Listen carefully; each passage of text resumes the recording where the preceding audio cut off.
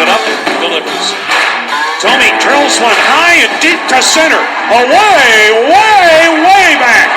Gone deep into the picnic plaza, and that might have even got out of the ballpark. Jim Thome has just left Jacobs Field onto Eagle Avenue. That will take 2 tape measures.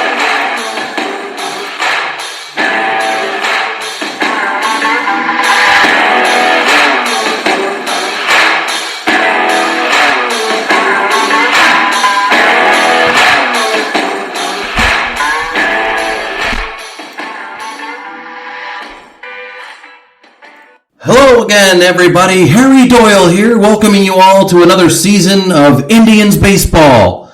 I'm actually not Harry Doyle, in case you were confused. And if you were, you may want to check out the movie Major League if you want to understand the name of this podcast. And if you also might be interested, this could be the very last season of Indians baseball, but we'll get into that and a whole lot more on the inaugural episode of Just a Bit Outside, a Cleveland Indians podcast.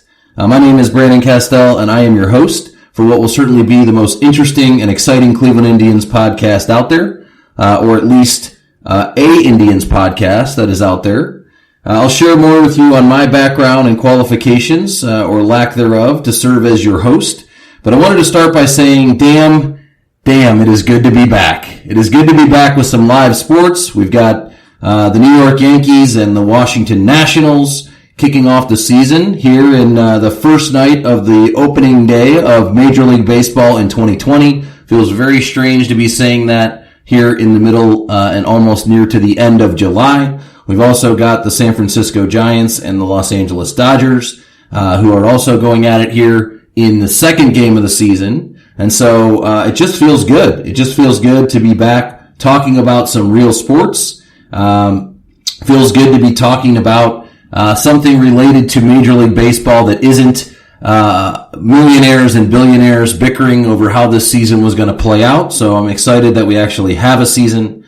So we'll get into some of the storylines facing the Cleveland Indians here in 2020, including the potential name change and where we might go and what I think they ought to do with that. But we'll get into that here as we kind of get into today's podcast. As we get into future episodes, we'll break into some of those kind of key details facing the Cleveland baseball team. We may want to start calling it that after what the team formerly known as the Washington, we won't say their name, but the Washington football team ended up with this week. And so we'll take a closer look at what the Cleveland Indians might do with their name. But before we get into that, today is a special day every single year in Cleveland. It is opening day. It is the home opener in Cleveland. Very, very different this year. Obviously not going to bring the same fanfare and excitement that we typically see with an opening day. And certainly we won't see the number of folks out and about, nor should we,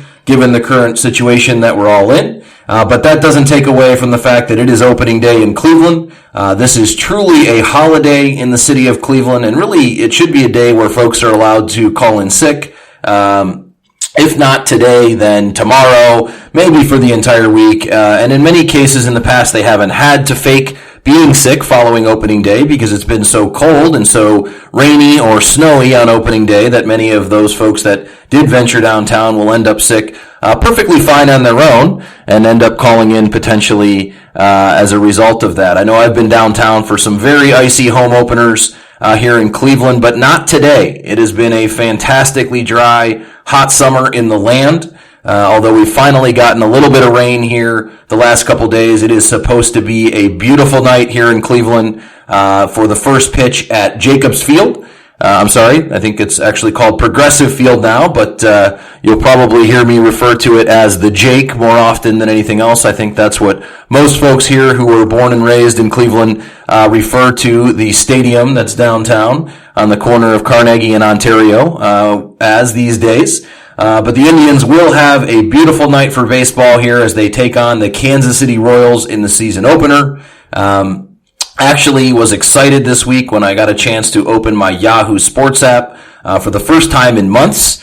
That used to be one of my go-to apps, or really any of the sports apps where you're checking scores, updates, kind of the latest and greatest, and it has not been opened in weeks, months. So it was nice to be able to check that just to see kind of what's going on in baseball, who are some of the opening day starters around the league. Obviously, not a lot of fanfare, not a lot of spring training here leading up to the season.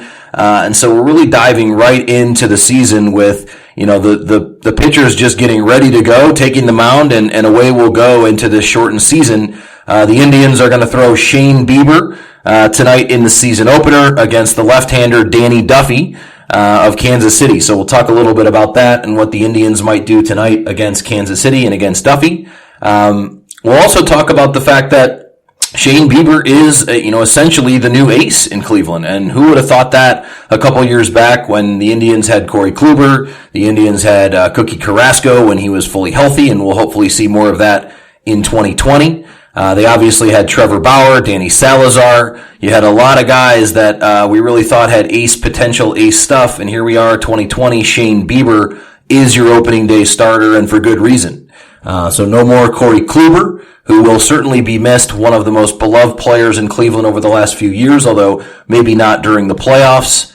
And then no more Trevor Bauer, who may be missed just a little bit less than Corey Kluber, but certainly brought some storylines, some intrigue, and we'll probably spend a good amount of time talking about Mr. Trevor Bauer and some of his criticism of the Houston Astros, and how he was one of the first people to speak out about the Astros being cheaters, or maybe not exactly doing things on the up and up. And so we've obviously seen that come to fruition. And so here we are. No Corey Kluber, no Trevor Bauer, and Shane Bieber is your new ace, coming off a 15-win season and an all-star selection a year ago. He will be followed up by some order of Carlos Carrasco and Mike Clevenger over the weekend. So the Indians can feel very, very good about their top three starters heading into the season, even though we've seen a lot of those big names that we're used to seeing in the front of the rotation are no longer here. They'll have a 5:10 p.m. start on Saturday, and then one of the most glorious things in baseball, a Sunday afternoon game, a first pitch of 1:10 p.m. on Sunday afternoon in Cleveland. So what an exciting time to finally have some live sports. What a great weekend for baseball. And I'm ready. I'm ready to get going. I'm ready to sit back and actually enjoy this game. And maybe that's because we're not playing the first of 162 of these things tonight. This is the first of just 60 games, and I'm actually excited about that. I'm not sure who decided that we needed 162 games to determine, essentially the four best teams in each conference, or in each league, I should say. But this 60 games schedule is going to be exciting. It's going to be jam-packed with action. So you're going to see, every team bringing their best to the ballpark every night. Teams better come ready to play because it's going to go quick. And hopefully we will still get to see some playoff baseball this year. That should be exciting, especially if they expand the playoffs a little bit, which normally I'm not a huge fan of, but heck, this has been such a crazy year. Let's just throw the rule book. Let's just throw the history book out the window. Let's come up with some new ideas to make the game fresh, to make the game exciting, see where we can go, see what we can get, and maybe reel in some new fans. I know some of my friends, some folks who have followed baseball over the years have kind of gone away from the sport and really are not paying it the same attention or not interested in the sport. It's too long. It's too boring. We've heard it all before. I've been around the game my whole life, grew up with the 95, 97 Indians. And obviously anyone who kind of went through that era of Cleveland Indians baseball, you're kind of a baseball lifer, whether you like it or not. Now, you probably can't say the same thing about people who came of age in the 70s and 80s when it comes to the Cleveland baseball team. But for those of us who came of age in the 90s, that was it. That was the Cleveland sports. Obviously, the Cleveland Browns left town. You had the great Cleveland Cavaliers teams of the early 90s with Mark Price and Craig Elo and Hot Rod Williams and Larry Nance, and that was a fun, exciting team to watch, but of course, they kept running into that guy, Michael Jordan, and so they never quite got to the promised land, and neither did the Indians. That was probably the hardest thing for me as an Indians fan growing up, was realizing that all of those great teams and all of that talent, and really it's an amount of talent that Cleveland will never see again. You'll just never see that much talent on a roster in Cleveland for the Indians again, likely, unless maybe there's a new owner in town and some new money that's pumped into the team. But if you go back and think about how loaded those teams were with Kenny Lofton and Carlos Baerga, Omar Vizquel, Jim Thome, Sandy Alomar, Kenny Lofton, Manny Ramirez, and the list goes on. You had a number of other guys that contributed throughout that time, and then you added in guys down the stretch that were interesting as well. When you think about a David Justice or Marquise Grissom or Matt Williams, Travis Fryman, a lot of guys who played on that team and were a part of, something special and something great, and really probably the best baseball teams that this city will ever see from the existence of time until the end of time, even including the ones that won the World Series all the way back in 1948. And obviously I wasn't around for that, so maybe I'm speaking sacrilege there, but at least from a lineup standpoint and everyday position player standpoint, I can't imagine it. I can't imagine any team having more talent now. Certainly those teams, those older baseball teams in Cleveland had much better pitching staffs, and there were a lot of famous names in there, and that was really something that the 90s Indians were missing. They seemed to always have a guy 2 years before he was ready to become a star, or 2 years after he had been a star, or 2 years before he never was anything. The famous story that they could have traded Jarrett Wright for Pedro Martinez or whatever they might have done. Whatever they did when it came to pitching, they couldn't find the right recipe. They couldn't find the right guys to get in there to really win those games. And we learned a valuable lesson about baseball, that you cannot win the World Series just based on your lineup alone. And so the Indians found that out the hard way. So it's tough to remember that time as such a great time in Cleveland Indians history and know that they didn't ever get quite to the promised land. But I can surely say they were the best team in baseball throughout the mid-90s. They just didn't have the pitching staff. They just didn't get it done with their pitching when it mattered the most. But certainly the most fun team to watch, that 95 team, was never out of it, one of the most fun teams in baseball. So I've never gone away. I've never gone away from the sport, although I certainly haven't watched every game with the same energy that I used to watch these games growing up. That I think that the kind of modern day version of the Cleveland Indians, certainly since they hired Tito to be their manager here in Cleveland, I think have been very competitive, very fun baseball teams, a lot of likable guys on the roster. And so that's made it easier when you've got guys you can root for. And it's always tough to see those guys go because the ownership doesn't want to pay for them when you lose a Michael Brantley and you lose some of these other guys that they haven't been able to hold on to over the years. But obviously the big one that we'll get into on this podcast and really will be the storyline of this season and, potentially next season is Francisco Lindor, right? That's where everybody's attention is. It's a little bit difficult to kind of fully embrace and fully get excited about, this season and really making sure that we embrace, the end of, what could be coming, but also, be hopeful about, the future and maybe hope that somehow, some way, the Indians find a way to get a deal done with Francisco Lindor, whether they need to make him mayor of the city or part owner, or give him a Bobby Bonilla or Ken Griffey Jr. with the Reds type contract. They need to figure out a way to keep that man in Cleveland forever, because not only is he a fantastic all-around player, but he's a great ambassador for the game, just a fantastically fun guy to be around and something that baseball desperately needs. When you think about some of the other guys who are tremendous baseball players, but don't necessarily bring the same energy, spark, fun, that a guy who's been nicknamed Mr. Smile, brings to the game. So I'm excited. Hopefully we will have some playoff baseball this year. Hopefully we'll get to see Francisco Lindor in those playoffs this year. If everyone can just stay safe, wear their masks, keep their distance, and the Houston Astros don't do anything to screw this up.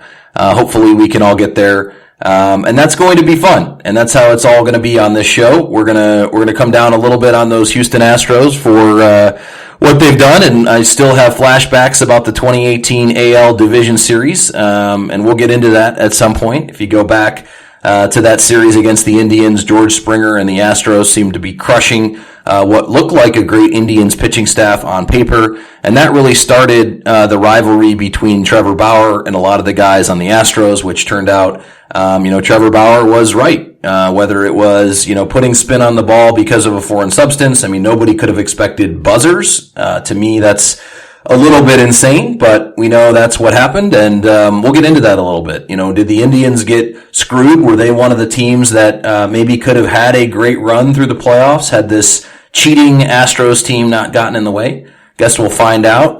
We'll never really find out, but we'll find out on this show if we think that is the case. And we can come to our own conclusions about whether or not the Indians really could have made a run at it again in 2018, or if that team just really didn't have the juice to get there again. And so we'll talk about that, but not today. So today I want to focus on opening day. I want to focus on some of the storylines that will be facing the Indians this season. And I want to talk about the players, some new faces here in Cleveland this year, and really hopefully some new guys in new places in the lineup, some new guys in new places in the rotation, and hopefully we can enjoy kind of watching some of these guys come of age and just kind of really enjoy live sports again. I think we all took it for granted, even baseball over the years we've taken for granted as a sport that maybe isn't as thrilling as, football or basketball or hockey or some of the other sports. But I know that I am not going to be taking these moments for granted moving forward. I really forgot how much I miss live sports, and I mean real live sports. I am not a NASCAR guy, a WWE guy, although I'll confess I watched back in the day, The Rock and Stone Cold Steve Austin and The Undertaker, and that was a lot of fun as a kid, but as an adult, haven't been able to rediscover that magic when it comes to professional wrestling, and never have really been able to get into the PGA Tour. I did get a chance to check them out over the weekend when they were in Columbus at Muirfield, so of course, always got to tune in for that, but just in general, don't really get psyched about the PGA Tour unless maybe Tiger Woods is playing and he's at the top of his game, so I will admit that it adds a lot of intrigue to the sport. And there's some other great guys out there, certainly. Justin Spieth is a guy that I've always followed, and Justin Thomas is another guy that I like. But in general, not really into golf. Couldn't tell you if any of those guys are really playing well right now or not, because I just don't follow the sport to that level. So this, to me, is the homecoming or the resurgence of live professional sports. And we actually got a little bit of a preview this week, so we got some preseason baseball, got a chance to check out some of that against the Pirates this week, and really just get a look at some of these young guys, and the whole empty seat thing, very, very strange, right? So we're all sitting here thinking the same thing, and maybe for preseason, you don't notice it as much, but certainly as we get into the regular season, it's going to be very strange not to see fans in the stadium. It's going to be very strange to watch a home run land in an empty seat and really not have folks battling over a home run like they would have in a normal year. It's going to be very odd, right, to see that, but we all understand the circumstances. We all kind of understand the world that we live in, and so here we are. We are all going to hopefully see some fun baseball and get a chance to watch guys do what they love to do. And one of the guys that I got to watch do what he loves to do this week was Bradley Zimmer. And so that's a guy who I am excited to see if he can make a resurgence with this Indians team. He's dealt with injuries over the years. He's a guy that really wasn't considered part of the future anymore, as they kind of move forward with a lot that he had gone through. And so really excited to see him, first of all, kind of remake himself. Certainly looked like he had a new swing, and there was a lot of talk about that, certainly from the team and on the broadcast during the preseason game or the spring training game. But excited to see if he can really come back and find some of the old magic, some of the old talent. He's 27 years old at this point, so we'll see what he can rediscover. Obviously not a guy who had a prolific career before these injuries slowed him down, but he was a guy that looked pretty good before these injuries. He looked like a guy who might be able to play, every day in center field for you. Maybe not the best hitter in the world. I don't think he's ever hit the socks off the ball. but a guy who could really play anywhere in the outfield, could chase down balls, could extend plays, and could steal bases and really just be a nice spark plug for you. And so I don't think he's going to return and be an everyday player for the Indians, but I do think that he can be a guy that gives them a spark and a guy that could potentially bring something to the team. So it was exciting to see what Bradley Zimmer did in that spring training game where he was just hitting the ball hard down the line, hit one to deep center that the guy made a running crazy catch at the wall. But just a fantastic kind of, debut for me to see Bradley Zimmer back in action and get a chance to see a guy that we haven't seen in a couple years. You go back to 2018, he had 106 at-bats in 2018. Last year he only had 13 at-bats. So you really got to go back to his rookie season in 2017 when he hit eight home runs, had 15 doubles, and stole 18 bases. That was when we first got a glimpse of Bradley Zimmer and thinking, hey, this guy's got it. He's got some tools. He just needs to put it all together. And then obviously since then he's had less than 125 at bats. And so we have no idea what this guy can do. Wouldn't be shocked if, he doesn't end up, sticking with the big league club for too long. But also at the same time, it would be great. It would be great to see Bradley Zimmer, make an impact and be a guy. I know that Tito really likes Bradley Zimmer and would love to give him every chance to be a part of this team. And I think he brings something that, not a lot of other guys can bring. And maybe Greg Allen is a little bit similar, guys with speed who can play defense, but there's just a kind of an electricity about Bradley Zimmer that to me, I'm excited to see and really kind of get a glimpse of what he might be able to bring to this team. So let's take a look now as we kind of think about the Indians in 2020. We're going to get into some of the top storylines facing the Indians this season, and then we'll take a look at the lineup that I think they should put on the field tonight, or in general, the lineup that I think they should put on the field, and we'll talk a little bit about some of their options there. So let's start with kind of a countdown for me on storylines going into the 2020 season. I'm going to start with my number one storyline going into the 2020 season. Not going to do a big countdown here from 10 to 1 because I think we all kind of know what that big storyline is, right? We're not going to save the big crescendo for the end. Our big storyline for 2020 is the Cleveland Indians name change. And so, the organization has already said that they are going to review the name. They've already decided, the owner, Paul Dolan, decided to meet with the players, to talk about that name change and really to get an idea of what that name change might look like. And now they announced that they are going to be meeting with some of the Native Americans to talk about this name change. So I think if you are one of those folks that is holding out for the potential that the Indians might just let this thing blow over and they're going to keep their name for the long term, I can tell you you're probably going to be disappointed. I do not think that the Cleveland Indians will be the Cleveland Indians. And so as I said kind of at the start of this podcast, this may be the last season of Cleveland Indians baseball. So enjoy that. Again, you'll always have the heritage, but we'll get into that and my thoughts on the name change. Should they change it? What is behind the name Cleveland Indians? We'll take a walk down memory lane or take a look at the history behind the name.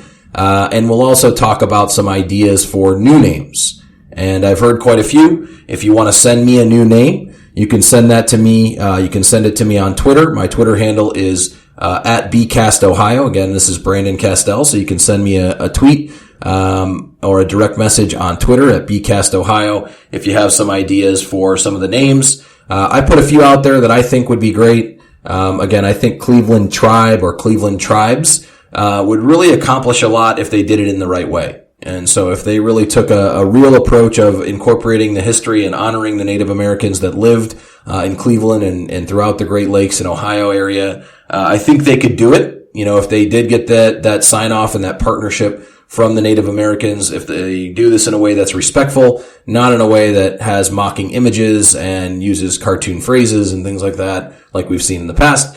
But again, we'll get deeper into that number one storyline as we go into a future podcast. Happy to spend, potentially an entire podcast episode talking about the name change, some of the best options, and again, we'll take a look at kind of the history behind it.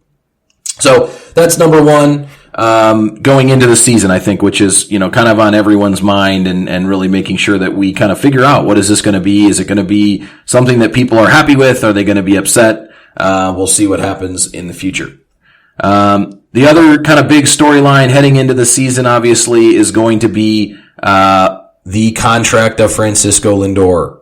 And so, again, these are two that are a little bit, maybe not the most fun topics. Obviously, whether you are a fan or not of the name Cleveland Indians at this point, I would say that everyone can admit this is not a fun situation to have to change your team name, either because you want to keep it as the Indians or because you're acknowledging kind of maybe that this wasn't the best idea over the years. So not a fun topic. The number 2 storyline heading into the season, Frankie Lindor and the contract situation. So we will again dive into more of that on a future episode. Obviously, we could spend a long time talking about that. I'm sure we'll have other folks on who want to talk about the Frankie Lindor contract situation, what the Indians might do. I'll throw out my ideas again. Wink, wink, nod, nod. Bobby Bonilla. Let's take a look at what the Cincinnati Reds did with Ken Griffey Jr. And what he was willing to do. If they can keep Ken Griffey Jr. in Cincinnati, I gotta believe that the Indians can find a way to keep Francisco Lindor in Cleveland, but we'll find out. We look at what happened this week. Mookie Betts just signed a 12-year extension for $365 million with the Los Angeles Dodgers. And for some people who maybe aren't following us closely, you're saying, wait, Los Angeles Dodgers? I thought he was on the Boston Red Sox. And there you have it. This is one of the premier younger players in the game, a guy who can be a star. I don't think he has quite the kind of magnetic personality that Francisco Lindor has, but certainly can be a star in this league. And even a team like the Boston Red Sox felt like they didn't want to commit 12 years, $365 million to Mookie Betts, and so they decided to trade him to the Los Angeles Dodgers. And so it's unfortunate a little bit that we live in a world where Major League Baseball has no salary cap, and the Yankees, the Dodgers, the Angels, some of these teams that have mega budgets because of TV, and because of the, obviously the cities that they're based in, can continue to add these monster deals and monster players.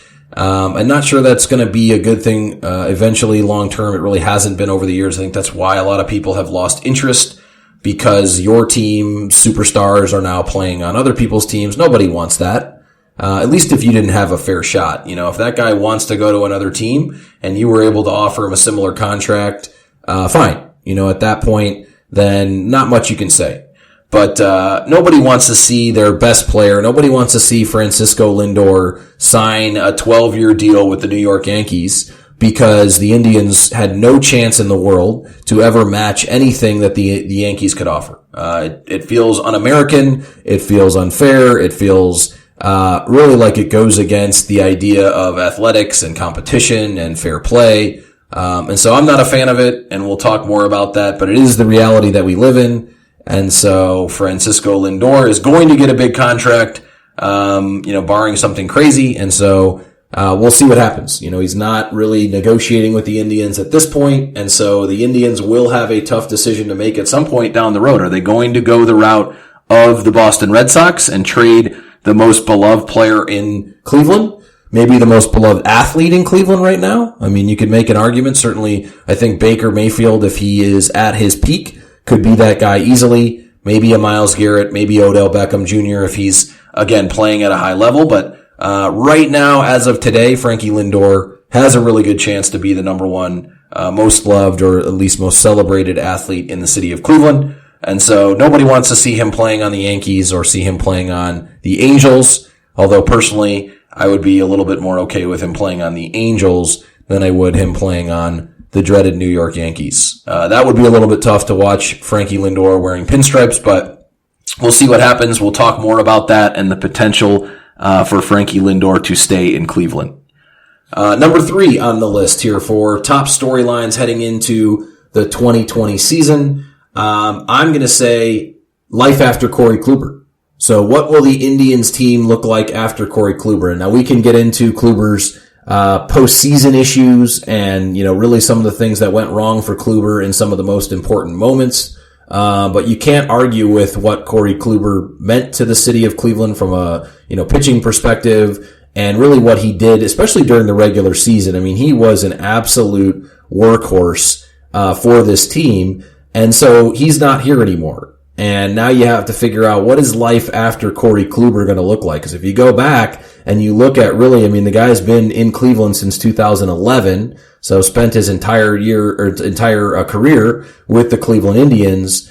And so if you start to go back and look at these seasons, starting with 2013, he won 11 games, won 11-5 with a 3.85 ERA. The next year he wins 18 games, and has a 2.44 ERA.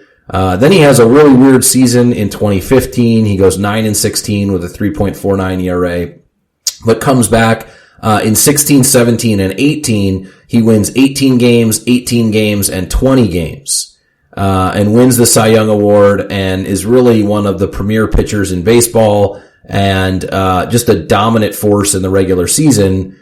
And then obviously the injuries and the fatigue, the postseason letdowns, and then last year he suffers the injury, and at 33, 34 years old, it just made sense for the Indians to decide to make a move. And so now Corey Kluber is in Texas, and we'll get into that trade a little bit more. If you're not familiar with it, did the Indians get enough? What are the pieces that they got back? And, are those players going to potentially provide enough value? And that's always the thing. Typically when you're trading the best player, you often are not getting, full value in return. Of course, this has worked out for the Indians a few times in the past. If you think about some of the past trades that they made, obviously the Indians have had some success getting, some really good young players out of those trades. And we can dive into a little bit more on what those trades are. Obviously, the big one that folks will remember is CC Sabathia going to the Milwaukee Brewers. He was traded primarily for the future superstar prospect Matt Laporta. And we all know that Matt Laporta never really turned out as that power-hitting first baseman that everyone thought. But they happened to get a throw-in in that deal, a little-known outfielder named Michael Brantley. And so the Indians have a number of those types of trades where they've come out with some players. You think about Cliff Lee and some of the other deals they've made over the years. We'll talk about those on this podcast as well. But I think replacing Corey Kluber won't be as difficult because of the rotation that they have. I think when you look at the three guys we mentioned at the front of the rotation, you think about Plesac, you think about some of the other guys that they've got available. Again, you're always going to miss a Corey Kluber when you think about those stats that I just rattled off, not including 2019, but if you think about specifically 16, 17, 18, you're never going to replicate that in the regular season with this current roster. And so you've got to find ways, to produce. And then you got to hope that maybe the difference is maybe somebody shows up a little bit more in the playoffs than what the Indians got from Corey Kluber. And, for the life of me, I'll never understand some of that. Corey Kluber, being so dominant, during the regular season and literally unhittable for long stretches of the season, and then falls apart, when you get to the postseason. So we'll talk about, life after Corey Kluber on this show. Storyline number 4 for me is, can Cesar Hernandez lock up the leadoff spot? The Indians have not really had a leadoff hitter for a number of years. Obviously when you think of a prototypical leadoff hitter, you think of Kenny Lofton. That guy was the best in the business, or one of the best in the business, and did it for Cleveland for a long time. And, that's what I think of when I think of a prototypical leadoff hitter, and the Indians simply haven't had it. They've tried a number of guys in that leadoff spot. They've tried Jason Kipnis, who's no longer with the team. They've tried Frankie Lindor, who, obviously has done a good job, but do you really want your best player, best power hitter hitting in the leadoff spot? They've tried Carlos Santana because of his on-base percentage, but, he's not really going to be somebody that moves around the bases at a quick rate and puts you in scoring position. So, can Cesar Hernandez, who they signed in the offseason as a free agent from the Philadelphia Phillies, he's going to be your opening day second baseman. He's going to be your opening day leadoff hitter. And so can Cesar Hernandez be that guy? Can he be the guy to really impact this lineup and allow some of these other guys to fall into place and allow them to really be impactful at what they're supposed to be doing, which is hitting home runs, hitting doubles, hitting triples, driving in runs, and hopefully Cesar Hernandez is there to set the table at the top of the lineup. All right, so moving on here into my number 5 storyline heading into the season. And this one, again, focuses on another young player that I'm excited about, which is Franmil Reyes. And so Franmil Reyes, 25-year-old outfielder / designated hitter. Not sure how much outfield he'll actually play, but we'll see. He's certainly going to start the season as the designated hitter in Cleveland. And so, very excited to see what this guy can bring to the table. The Indians acquired him at the trade deadline last year from the San Diego Padres. And he combined to hit 37 home runs last year. So if you haven't heard the name Franmil Reyes, definitely pay attention to this guy because he's got some power. He's got some pop. He's extremely young still. When you think about a kid who, was traded really early in his career, 25 years old. And so he's going to get a lot of chances here to be a big part of this lineup and likely hit, in that 5-6, maybe 7 range, depending on the matchup. But you're hoping that he can bring some pop and hoping that he can drive in more runs than he did last year, which was about 81 combined between the two teams. And so Franmil Reyes is a guy that I think has really big star potential, maybe one of the biggest potentials to become a star on the team. But obviously we know with power hitters there are things they've got to figure out. And the fact that he cannot really be an everyday defensive player to me limits his potential unless he can really hit the cover off the ball and, really be a mainstay in the middle of that Indians lineup. All right. So moving on from number 5 on my list, let's jump into number 6 on the list. And again, we probably won't keep this same format. We'll have some different, segments in future podcast episodes, but thought this was a good way to kick us off. We're all excited about the 2020 season, about opening day, and just really want to dive into some of the storylines that I'll be paying attention to and that I think most fans in Cleveland are looking to learn a little bit about and maybe get excited about some of these guys that are on this list. Speaking of guys who might be exciting on this list, number 6 on my list of storylines for 2020 is Oscar Mercado, the young rookie from last season. Can he keep the mojo that he had going a year ago? This is another kid with star potential, a kid with all-around star potential, a kid who reminds you a little bit of Frankie Lindor coming up, maybe not quite that magnanimous and maybe not quite that much pop in his bat, but we'll see. He hit 15 home runs last season. He stole 15 bases, scored 70 runs, hit 269 as a rookie. And so this is a kid who has a bright future. He can play everyday defense in center field. So, again, the Indians have some options now with Brantley Zimmer, with Greg Allen, who I like both of those guys, but they are more one-dimensional players. What you need from Oscar Mercado is for him to be a guy who produces. And wherever he's going to hit in this lineup, and he hit number 2 last year quite a bit, but I would anticipate potentially lower. I think he'd be an ideal kind of 9 hitter. I think that's been the plan for Tito, to really put him in that spot where he can kind of reset the table for Hernandez in the top of the order. But maybe, in the future, he can be your everyday leadoff hitter. And so we'll see if he can become that kind of guy in terms of batting average and on base percentage. If you go back to last season, in the first half of his debut, that guy was really putting the ball in play, really hitting the ball well, and getting on base at a very high rate. He hit 281 in the first half of the season, but go back to June, his first really full month, he hit 318. So hit 318, really showed that he had that ability, but he kind of started to go away from that in the second half, started to aim more for adding pop and power, hit 11 of his 15 home runs in the second half of the season. But that really impacted his average. That, and of course, seeing teams and seeing pitchers for the second time, ended up finishing the season at just 269 overall. And a big part of that was his August. He hit 219 in the month of August, really impacted his overall numbers for his rookie season. But a lot of high hopes for Oscar Mercado, and a guy who I think can be a fantastically fun player here in Cleveland. Number 7 on my list, will Domingo Santana be a factor? So to me, Domingo Santana is a guy who I really wasn't paying too close attention to and really wasn't sure what to expect when the Indians announced that they signed him, if he was going to make the team, what his background was. Obviously, I know he had hit 30 home runs a few years ago with the Milwaukee Brewers, but also hadn't done much since then. And so started to look into kind of what is Domingo Santana and, what is he capable of? What does he bring to the team as a 27-year-old right-handed hitter? And obviously the main thing he brings is a little bit of pop. So, if you got him and Franmil Reyes in the lineup with some of these other guys, you might be able to put some balls in the seats.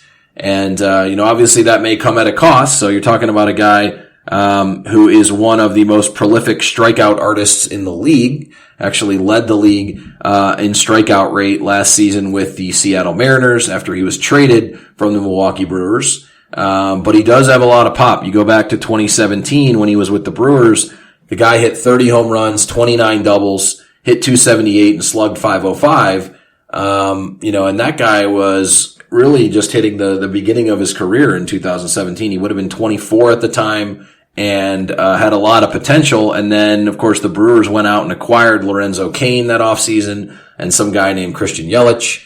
And the rest is history. Santana ended up on the bench. He hit only 5 home runs in 211 at-bats in 2018 and then was traded to the Mariners last season. And so where he fits, I don't think Santana will be an everyday player. I don't think he can be. Just because I don't know that you can have either him or Franmil Reyes in the outfield every single day, especially with some of these other guys. But you know how Tito Francona is. If you're an Indians fan, he likes to move guys around. So he may start the game with Domingo Santana in left field, and by the end of the game, you may have Bradley Zimmer or you may have Greg Allen out there again to close out the game. So we'll see how Tito decides to use Domingo Santana. But if he can be a factor, if he can get anywhere back, and he did hit 21 home runs, last season. If he can be a 25 to 30 home run guy,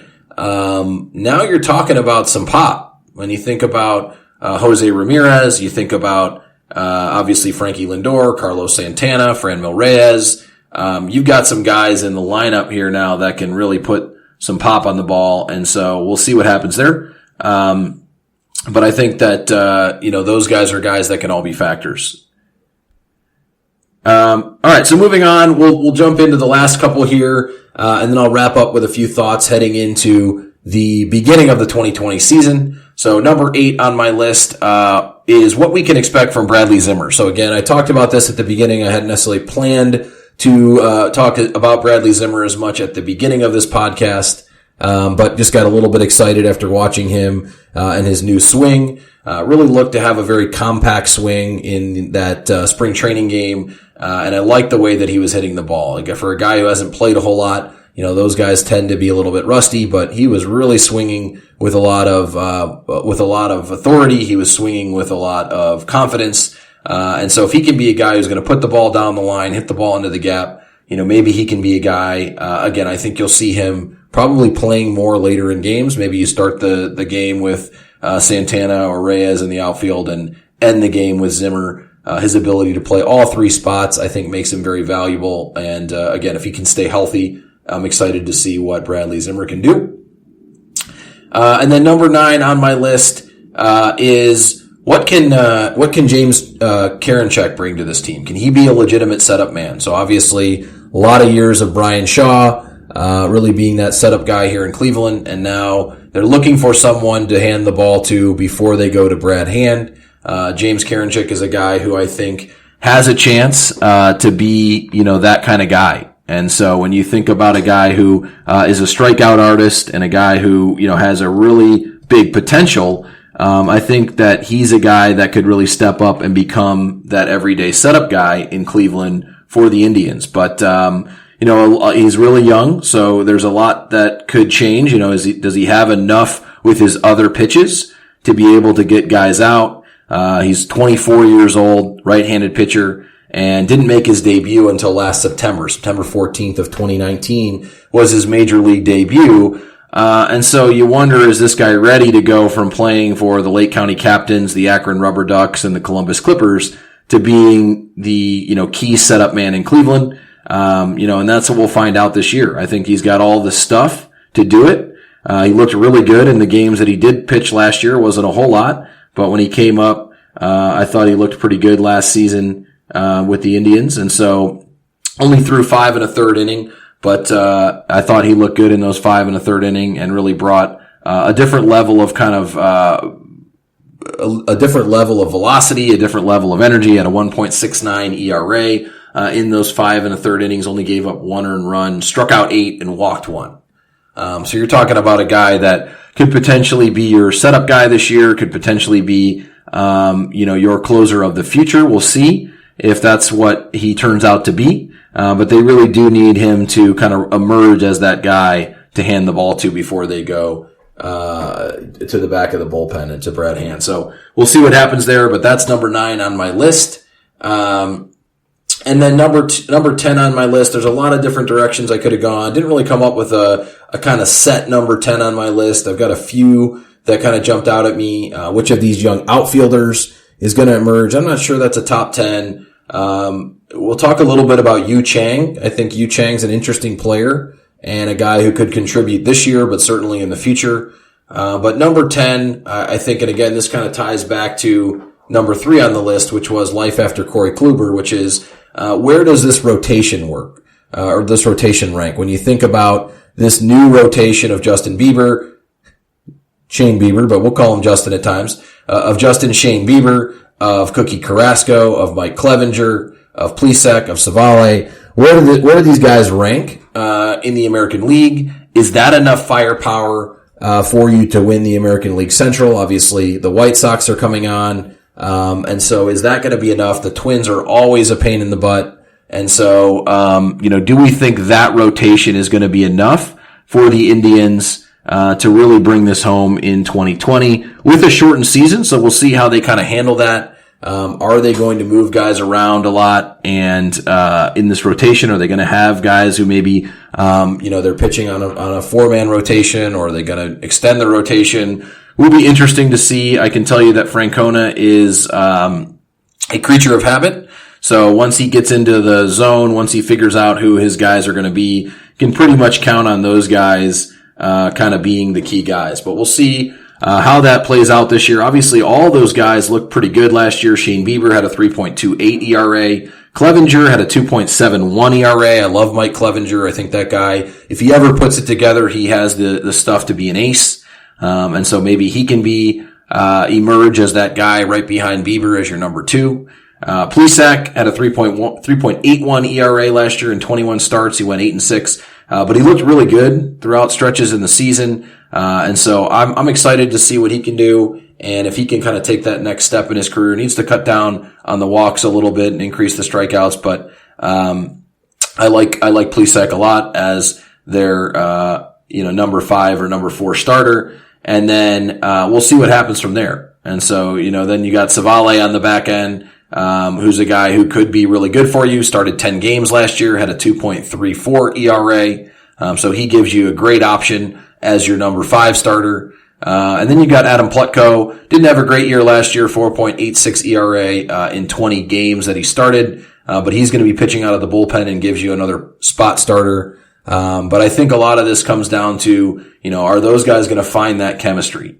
Are they going to be able to, find that kind of way of slotting into the rotation now that Corey Kluber's gone and he's no longer your number 1 ace on the front end? So we'll see what happens there. We'll see what happens in the bullpen. I think they've got to do better there than they did a year ago. Adam Simber, for me, they used him in a lot of setup opportunities last year, and I just don't think that he's quite that guy. Ended up with a 4.45 ERA last year, out of the bullpen in 68 games. And, I just don't think I think he'd be a great guy in maybe the 7th, maybe the 6th, maybe for a batter or 2 in the 8th. But, I really think that they're going to need to kind of figure out that back end of the bullpen this year and see if Karinchak is ready to become that setup guy, because that's what they're going to need him to be. So that gives us our storyline. Again, opening day here in Cleveland against the Kansas City Royals. And so an exciting time here as we move forward. We'll get into some other guys we didn't cover. Tyler Naquin, Jordan Luplow. I think those guys can be contributors. We didn't talk much about Carlos Santana, or Jose Ramirez and what we expect from those guys, in 2020. So we'll get into all of that and much, much more on future episodes. We will take a deeper look at some of those other storylines. Obviously, each one of those storylines could be its own show, but we only have a limited amount of time today. So excited to kind of see where this thing goes and excited to be starting up something fun here at the Buckeye Scoop and joining the team, and really excited about this new podcast, Just a Bit Outside. We'll be talking Indians here, so if you have any questions, you have thoughts, feel free to reach out to me on Twitter. Again, BcastOhio is my Twitter handle, and happy to share some of that potentially on the air, and just get your feedback and questions on the show, things you might do different, and just kind of figure out what the flow of this show is going to look like for the long term, and just excited again to be a part of it. So appreciate you all listening, and look forward to connecting with you again here soon.